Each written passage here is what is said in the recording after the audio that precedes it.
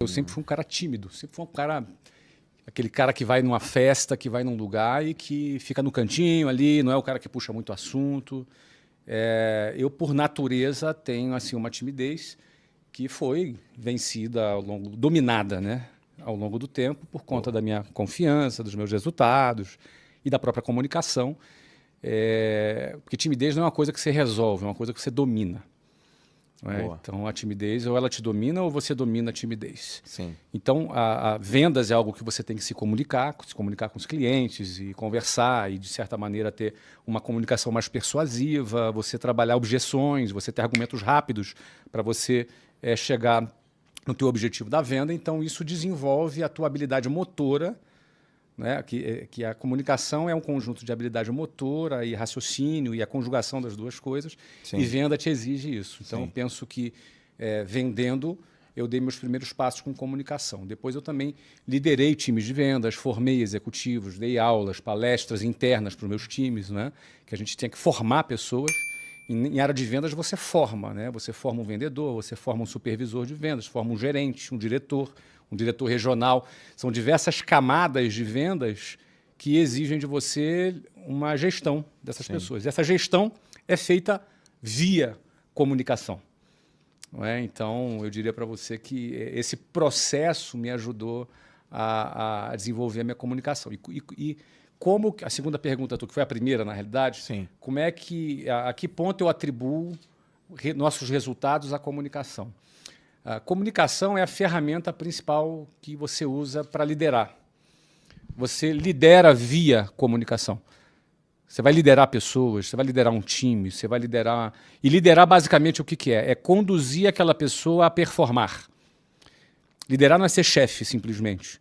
Não é? Liderar é como você extrair o melhor da pessoa, como você encorajar alguém a ter algum resultado. Como é que você vai, de repente, extrair daquela pessoa que é meio tímida, que ela se solte? Como é que você vai fazer com que aquela pessoa que é mais travada, que ela se destrave? Liderar é ajudar a pessoa a evoluir. E a ferramenta que você usa principal para liderar é a comunicação. Então, sim, com certeza, quando você desenvolve a sua comunicação, você ganha mais ferramentas para liderar. Acontece na tua casa, por exemplo, dos teus filhos ou da tua esposa, fala assim, Flávio, você não está dando palestra.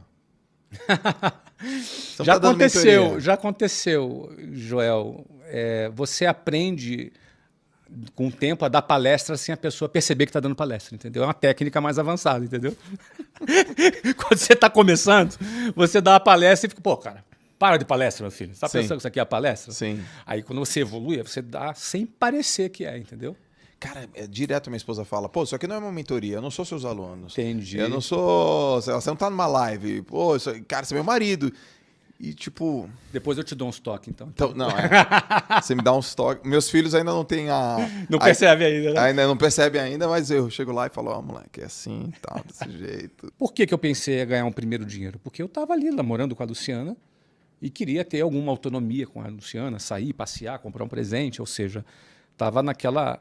Eu não ia ficar pedindo dinheiro pro meu pai. Até porque eu estava com a moral baixa, tinha acabado de ser expulso da Marinha. Você imagina? Aí, coitado, meu pai não tinha, minha mãe não tinha condição de ficar bancando meu namoro. A gente era de classe média baixa, então tinha cabimento. Então, você vê o que faz uma mulher na vida de um homem, né? A primeira vez que eu pensei em ganhar dinheiro foi porque eu estava namorando com a Luciana. Não estava nos meus planos de trabalhar. Sim. Tanto que na entrevista a pessoa me perguntou quais eram os meus planos, eu falei. Não, eu quero só ter uma experiência, em agosto eu começo a faculdade. Só que eu fui lá participar do processo seletivo. Quando eu fui aprovado, finalmente, fui trabalhar nessa empresa, lá tinha um plano de carreira. Tá. E aquilo me cativou.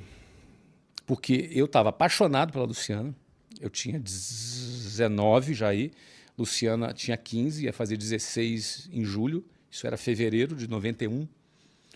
E daí o que acontece? Eu... começo a trabalhar e o motor que me moveu foi querer me casar com a Luciana. Eu queria já, naquele momento, me casar, sair de casa, ter uma vida independente, me casar. Aquele era o meu principal objetivo, naquele momento. É óbvio que em dezembro de 92, quando eu me casei, esse objetivo foi cumprido. Sim, eu me casei em dezembro de 92. Me casei 1 ano e meio depois. Eu tinha 20 anos de idade. E ela tinha 17. E ela não estava grávida, como muita gente achava. Sim. Então pode ser. Ou esse cara é maluco ou ela tá grávida. Sim. Tá, eu era maluco. Casei com 20 e ela 17. Então, aí a gente cumpriu esse meu primeiro objetivo foi cumprido. Então, ou seja, aquilo que me moveu naquele primeiro momento já não foi o que me moveu num segundo momento. Eu tive que renovar o meu objetivo, Sim. renovar por que eu trabalhava, qual era a minha finalidade. Você vê que as nossas metas, os nossos propósitos, eles vão mudando ao longo da nossa vida. Mas é muito importante a gente entender qual é a nossa meta naquele momento, qual é o propósito que a gente tem naquele momento e a gente focar naquilo. Sim. E aquilo realmente me moveu, Joel. O amor pela Luciana foi o meu combustível inicial para, inclusive, aguentar o tranco, porque eu já falei isso muitas vezes, o tranco era muito violento. Eu acordava às 5 horas da manhã, saía 10 para as 6 de casa, pegava o ônibus lotado, até chegar no centro do Rio de Janeiro, 8 horas da manhã. Então eram 2 horas e pouco para ir, mais 2 horas e pouco para voltar, 4, 5 horas por dia em transporte público lotado. Então era um tranco muito pesado. Então, para tu aguentar aquele tranco, e meu trabalho no dia a dia era em telefone público. Tinha celular. Calor do Rio de Janeiro. Telefone de rua? Orelhão? Isso, meu filho. É Orelhão. que você falou telefone público, eu fiquei pensando, tem aquele telefoninho, tá na Não, mesinha. orelhão. Orelhãozão com mesmo. ficha. Que não tinha cartão naquela época. É, aquela cinzinha. Sim, ficha telefônica. Então, era uma rotina pesada. Quando dava 6, 7 horas da noite, eu não ia embora para casa nesse horário de rush, lotado, tudo lotado. E aí eu trabalhava até as 9, 10 da noite para voltar para casa. Chegava em casa meia-noite. Ia comer alguma coisa, meia-noite e 45, eu ia dormir, 5 horas da manhã, acordava de novo. Sim. Você entendeu? Ou seja, eu não acordava às 5 horas da manhã para assistir a live do Thiago Nigro. Não, meu amigo, era para pegar o ônibus lotado. Você entendeu, cara? O ônibus lotado e começar um novo dia. Então, eu penso que essa pegada inicial, que era pesadíssima, eu tinha que estar muito motivado. E o meu amor pela Luciana, meu desejo de me casar com ela era a força que me movia naquela fase da minha vida. Eu me casei, já foi bastante confortável. A gente morava logo na entrada da favela Cavalo de Aço. Não é? Na primeira noite nossa, teve um tiroteio, acho que levou 1h30 de tiroteio. A gente ficou deitado no chão, olhando para o teto, olhando para a cara um do outro, dando risada. Né, cara? Eu identifiquei fuzil, metralhadora, revólver, granada. Cara, devia ter até bazuca, meu amigo. Foi 1h30 de tiro. Eu lembro que realmente a primeira vez que eu senti assim, uma coisa, um avanço. Aqui tem um capítulo aí no meio que precisa ser considerado. É que 6 meses depois que a gente se casou, a gente foi transferido para a Venezuela. A empresa que eu trabalhava abriu uma filial na Venezuela em 1993. Era um país espetacular. A primeira vez que eu tive um celular foi na Venezuela. Ou seja, era um país muito mais avançado, rico, super qualidade de vida sensacional. Antes de ter sido destruído, óbvio.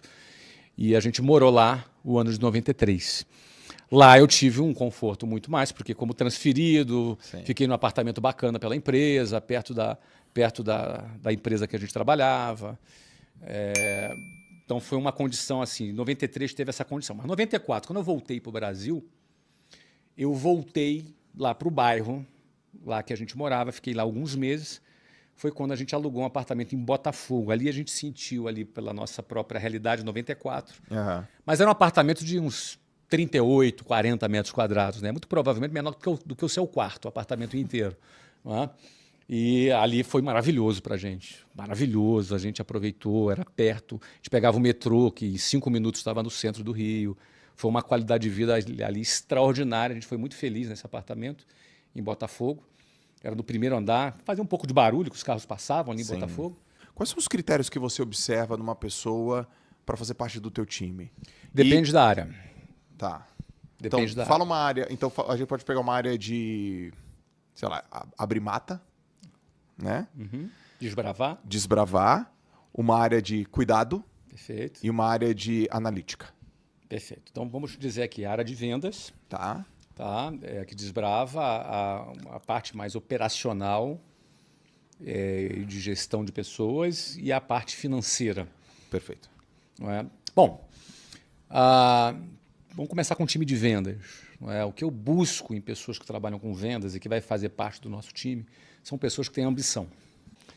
Nessa área, eu não estou preocupado com a experiência dele, não estou preocupado com o currículo dele, eu não estou preocupado com nada desse cara aí. Para mim, se ele tem um diploma bacana em Harvard ou se ele só tem um ensino médio completo, para mim não faz nenhuma diferença para esse cara de vendas. Tá bom. Tá? Por quê? Porque esse cara, os motivos deles é o principal. Para mim, são o principal para a minha escolha. Porque ele pode ter uma formação muito boa e não tem ambição. Esse cara não vai performar, esse cara não vai vender, esse cara não vai atingir os números e as metas que a gente tem estabelecida. O que seria, por exemplo, música para os teus ouvidos que esse cara te fala? Assim? Esse cara que fala... Uma entrevista de trabalho, sim. Duas coisas. Que ele quer muito crescer, tá bom, está disposto a trabalhar bastante para isso e que ele está muito disposto a aprender. Esse cara tem que ser um cara humilde. O que é humilde? É um cara que é aluno. Ele quer aprender. Tá. Ele quer muito aprender. Ele tem muita vontade de crescer, disposição para trabalhar e disposição para aprender. Porque esse cara vai ser treinado, a formação quem vai dar somos nós. Nós não temos... eu fiz curso tal lugar. Tudo bem, beleza. Mas aqui é a formação que é a gente que vai dar. Sim. Porque a nossa escola de vendas eu tenho mais de 30 anos nessa escola de vendas, é uma escola, a gente enxerga a nossa empresa como uma escola de vendas, tanto é que nós temos uma sede aqui na Vila Nova Conceição, lá na Vila Nova Conceição, em São Paulo, que o nome dessa sede é a Universidade da Matrícula. É uma universidade, então a gente leva a sério essa formação na área de vendas, a gente leva muito a sério. Então ele ter ambição e vontade de aprender é o requisito principal. Música para os ouvidos é isso. Tá? Tô aqui para aprender, Flávio. E não adianta o cara falar isso porque ele ouviu agora eu falando e vai lá repetir, porque a gente também consegue distinguir. Você vê. A gente consegue distinguir o que é e o que não é. E aí também, se o cara for muito bom ator para dizer isso, na hora do vamos ver, a gente vai perceber. Porque na hora que começa a venda, você vai perceber, ele até quer, mas qual é a resiliência que ele tem? Porque vendas é tomar não, vendas às vezes ter um cliente mal educado que desliga na sua cara o telefone. Sim. Vendas é uma coisa que exige muito emocionalmente da pessoa. Então o comportamento dessa pessoa, aí no dia a dia, o comportamento dela, como ela se mantém firme nesse mesmo objetivo, porque o cara às vezes começa cheio de gás, no terceiro dia o cara está todo mocorongo. Sim. Porque o cara não conseguiu um determinado resultado, o que é natural quando você está aprendendo. Não é? Então, em vendas é muito isso, cara. Inteligência emocional, emoção, diariamente é fundamental para um time de vendas performar. Sim. O líder de vendas tem que ser um cara que viveu vendas, não pode ser palestrinha, igual a gente estava falando aqui. Bom, e aí o que acontece? Esse é o perfil de vendas, o cara de vendas. A pessoa de operações, eu vou querer uma pessoa que seja muito organizada e uma pessoa com muita habilidade para gerir gente, gerir pessoas. Tá bom. A pessoa de operações. Geralmente, esse cara de operações eu não trago do mercado. São pessoas que são formadas desde baixo, desde o processo, entendeu? Eu não trago, geralmente, eu não me lembro aqui, talvez no meu time todo, não tenha ninguém de operações que eu tenha contratado no mercado. Quer dizer, quando eu digo no mercado, assim, como gerente, como diretor... Você formou. Meus diretores, todos os meus diretores das áreas operacionais são pessoas que começaram de baixo, que conhecem a operação, que tem a nossa cultura, que tem ali afinidade, sinergia comigo, com o meu time, com os outros líderes. Não é? Então, o cara de operação, a principal capacidade dele é gerir pessoas, porque é um motor de gente, o motor são as pessoas. Já no financeiro, a gente trabalha muito com o mercado, porque é uma área mais commodity, uma área mais comum, é uma área que se replica no mercado. Então, contabilidade, toda essa área de controladoria, um gerente financeiro. A gente até tem uma formação de base, mas a gente pega muita gente técnica, um CFO, um diretor financeiro, é uma parte mais técnica. Não é? Então, aí é uma área que a gente vai olhar muito, em último plano, olha assim currículo, olha experiência, mas principalmente o que esse cara realizou, do que ele participou, se ele participou de um M&A, se ele participou de um IPO, se ele participou de aquisições, fusões, enfim.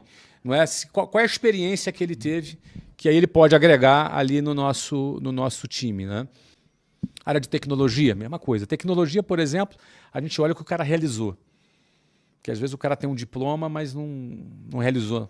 Às vezes o cara não tem um diploma, mas realizou muito. Porque tecnologia, hoje em dia, as linguagens, elas mudam tanto, é tudo tão dinâmico na área de tecnologia, que o que o cara está realizando e já realizou, naquilo que ele está trabalhando naquele momento, conta mais. Eu nunca penso, Joel, que meu filho tem que fazer o que eu faço. Eu penso que ele tem que ter sucesso naquilo que ele quer fazer. Ai, cacete. Entendeu? Saquei. Eu não quero que ele me suceda. Eu quero que ele faça o que quiser da vida dele com sucesso. Eu não quero que ele me suceda. Eu quero que ele tenha um sucesso grande. Ele tenha uma sucessão. Aí o que ele vai fazer? Não importa, cara. Eu quero ser artista plástico. Vai ser. Eu quero ajudar a preservar as baleias. Vai ser. Vai trabalhar numa ONG. Você trabalhou numa ONG? Trabalhei. Começou a tua vida assim? Sim. Então, eu quero trabalhar ajudando meninos de rua. Vai fazer o que ele quiser. Ele tem que fazer o que quer fazer. Eu penso que grande parte das empresas são sucedidas, muitas não são bem sucedidas. Até quebram, até fracassam. Porque, primeiro, nem sempre o teu filho vai querer fazer e vai se interessar por aquilo que você quer. Nem sempre ele vai ser competente nas mesmas áreas que você é competente. Às vezes ele vai ser em outras. Perfeito. E por que impor isso? Esse é o dilema de muitas famílias, muitos jovens, né? Eu penso que... Eu gosto da ideia da liberdade, da pessoa poder escolher o que ela quer fazer, aprender a fazer. Sim. E por aí vai, né? Você curte ler, cara? Você curte, você tá lendo o quê? Cara, não tô lendo nada nesse momento. Eu gosto de ler, sim. Mas leio muito menos do que gostaria. Não é? Mas eu leio mais de forma esporádica, porque eu sou muito mais pesquisando, faço muito mais pesquisa sobre aquilo que eu estou vendo no momento. Entendi. Que eu gosto de fazer no momento. E estudando o fenômeno, como funciona esse fenômeno da polarização, a gente vê que as redes sociais têm uma participação muito grande nisso, porque os algoritmos te oferecem só aquilo que você quer ver. Então você acaba polarizando mais. Aí eu vi 2 documentários na sequência. Um é o Dilema das Redes, que fala isso com profundidade, mas tem um outro muito interessante, que era Beyond the Curve, que era, não sei como é que é em português, a tradução é Além da Curva, né? Uhum. Mas que era um documentário sobre grupos que acreditam que a Terra é plana.